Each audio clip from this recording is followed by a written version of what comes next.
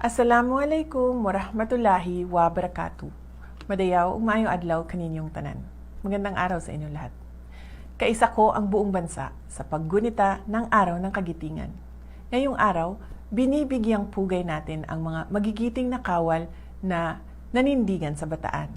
Ang kanilang sakripisyo ay hindi lamang pagpapakita ng lakas militar. Ito ay isang dakilang pagpapatunay ng pagmamahal sa sariling bayan.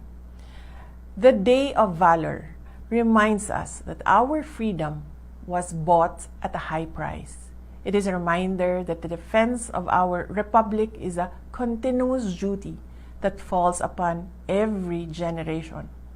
Today, valor is found in our courage to protect our sovereignty and our discipline to uphold the rule of law.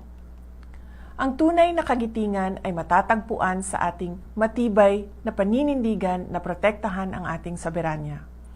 Ang anumang pagtatangka ng mga banyagang institusyon na manghimasok sa ating hustisya ay isang tuwirang hamon sa kalayaang ipinaglaban ng ating mga bayani sa Bataan.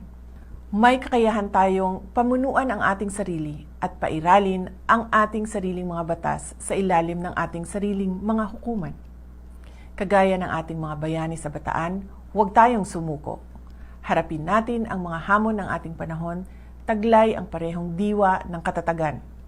Paninindigan ang isang matatag, ligtas at tunay na malayang Pilipinas.